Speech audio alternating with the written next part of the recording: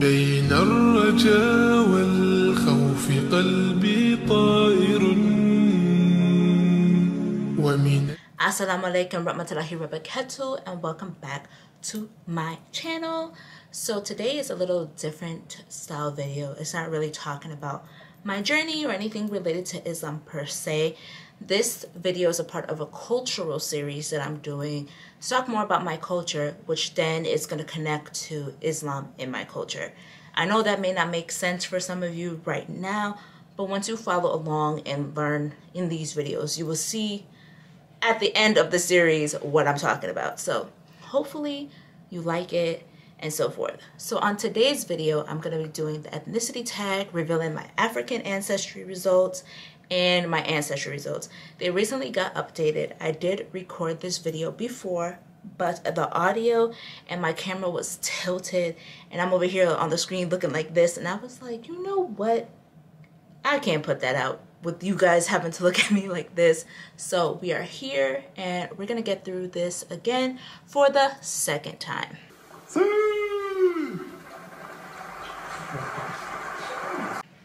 So I have my notes on my phone, so let me pull that up. So the ethnicity tag. So what is your ethnicity? Before I tell you all what my ethnicity is, before I became Muslim and started wearing the hijab, people never guessed my ethnicity right or like was even close. A lot of people thought I was a Latina.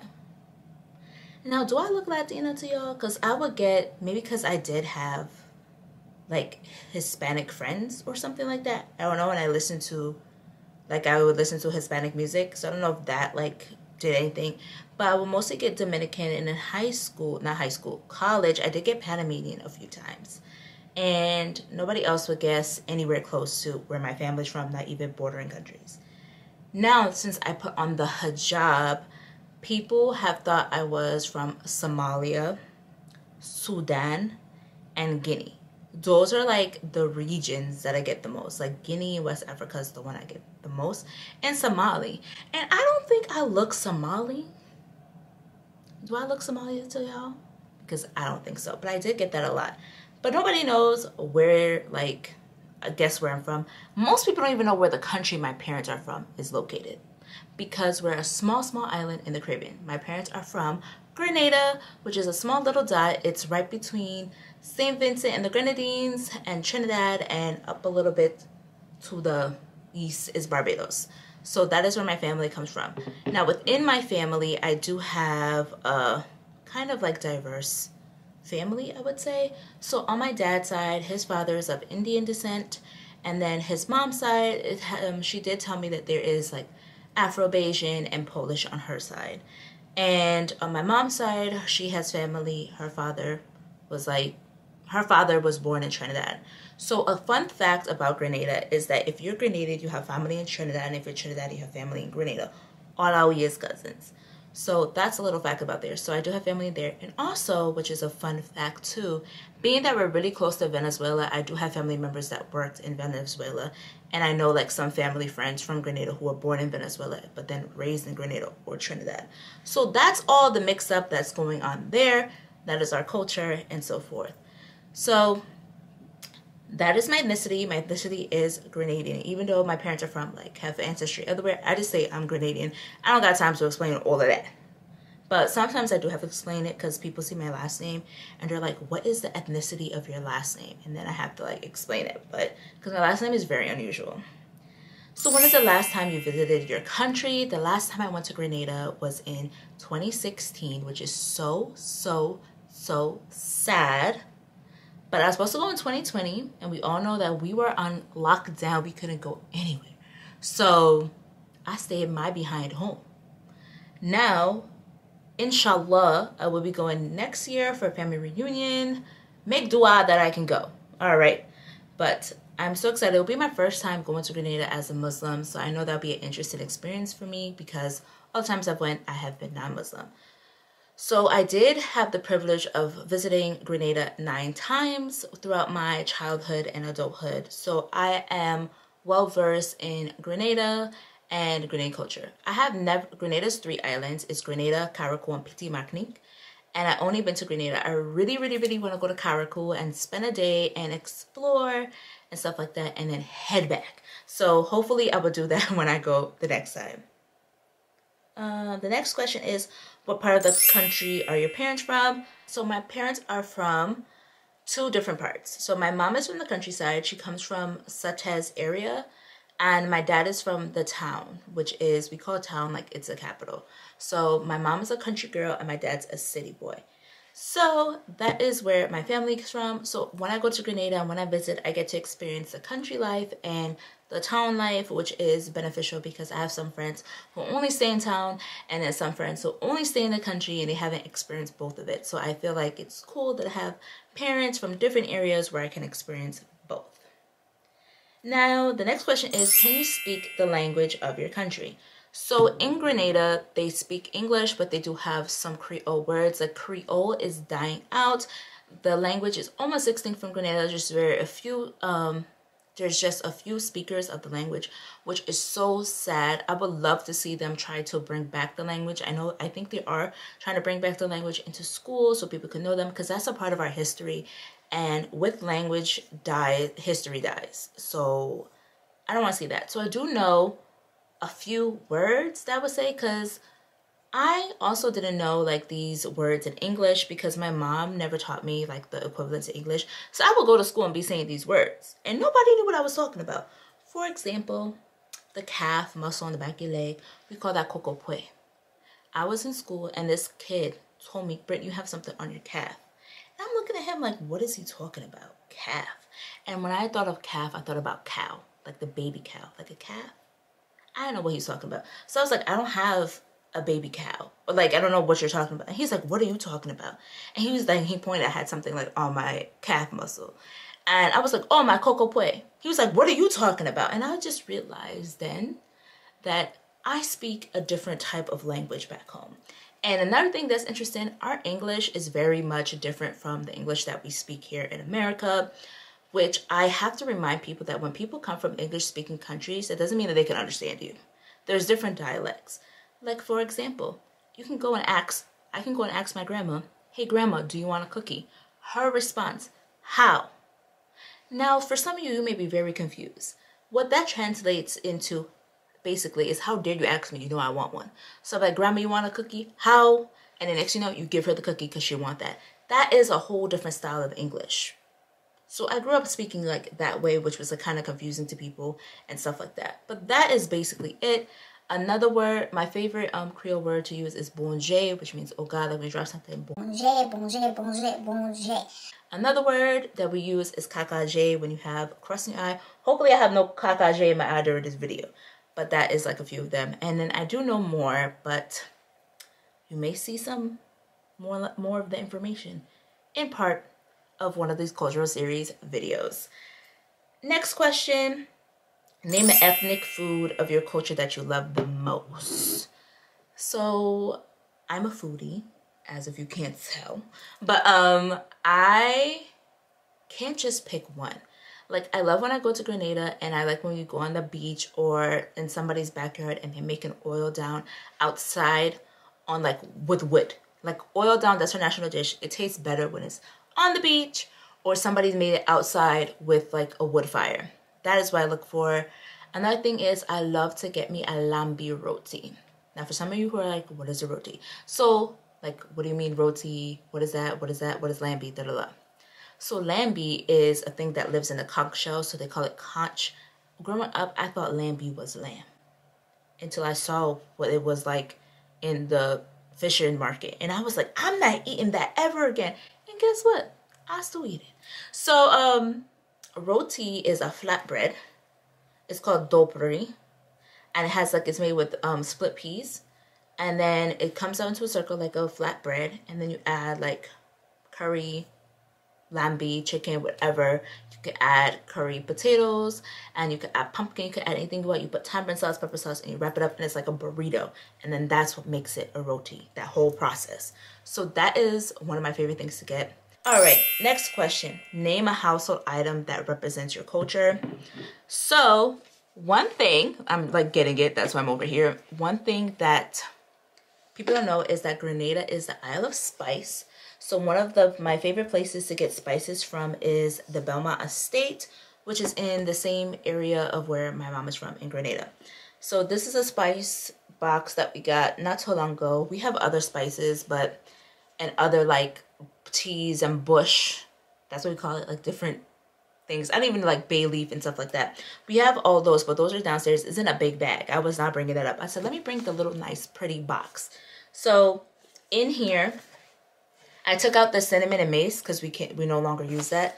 But we grow cinnamon, bay leaves, ginger, and turmeric. So that is what's in here. So this, I feel like you are not a true Grenadian unless you have spice in your house, and when somebody's sick, if you're not boiling bush tea.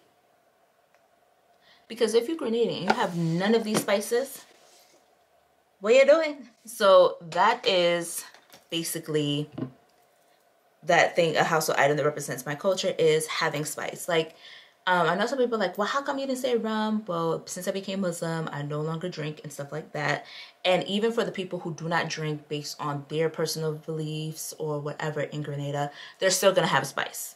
Maybe not everybody's going to have rum in the house, but spices, we all have spices. Because when we make cocoa tea, when we make porridge, when we make bush, all these spices go in there. So that is why I think that is a household item that represents, oh my God, I'm spitting, that represents my culture the most.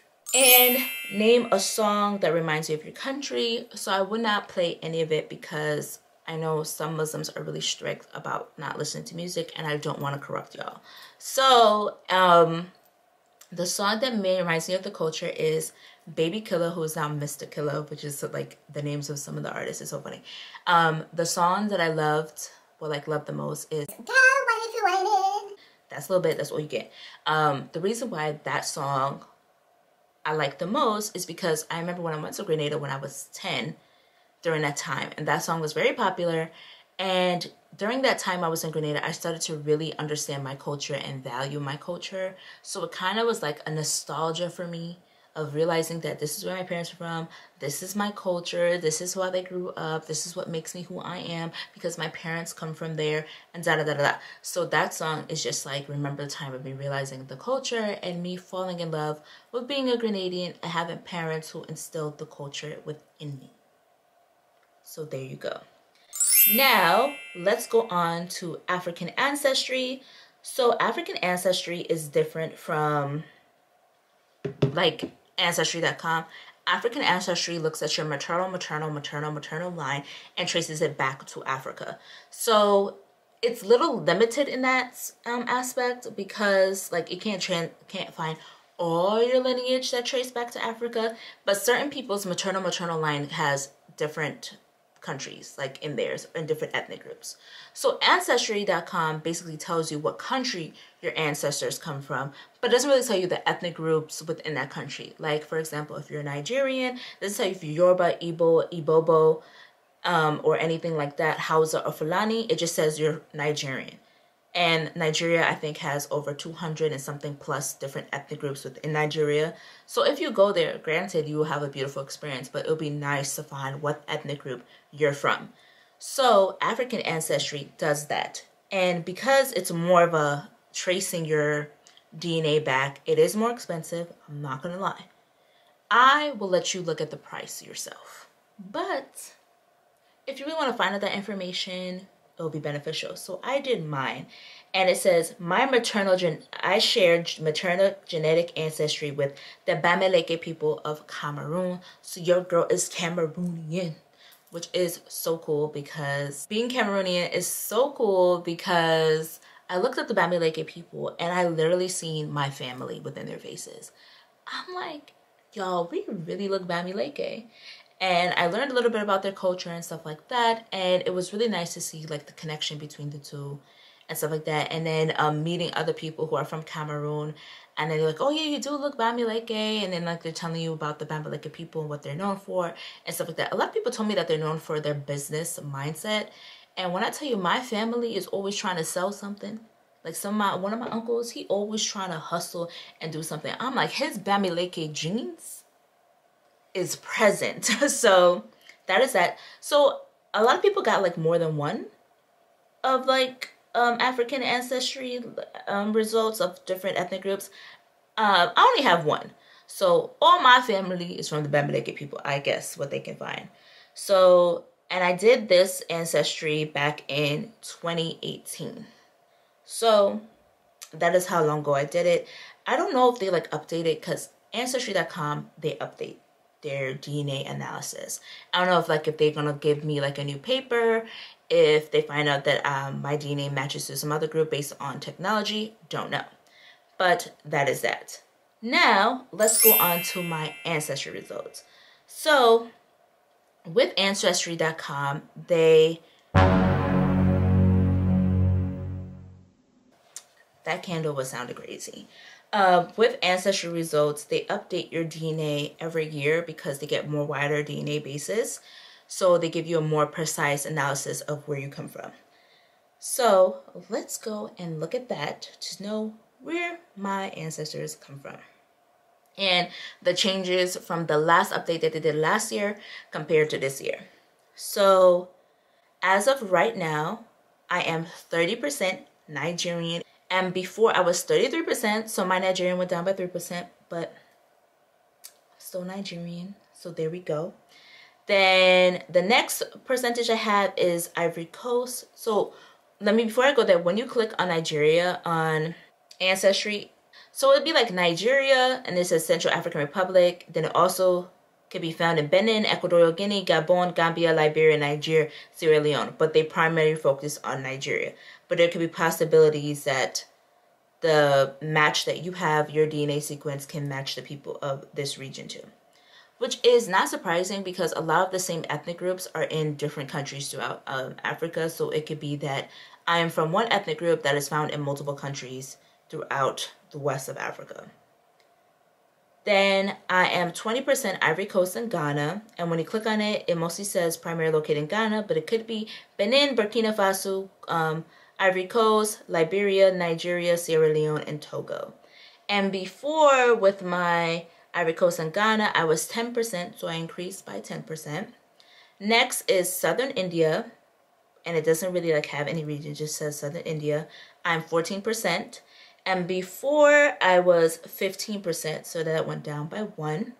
Next is 13% Benin and Togo, and when you click that, it says primarily located in Benin and Togo. Also Burkina Faso, Ghana, Nigeria, and Sierra Leone. And my Benin and Togo was 16%, so it dropped down by 3%. Then I have 7% Mali, and Mali also includes Burkina Faso, Mali, Sierra Leone, also be found in Central African Republic, the Ivory Coast, Gambia, Guinea, Guinea-Bissau, Liberia, Niger, and Senegal.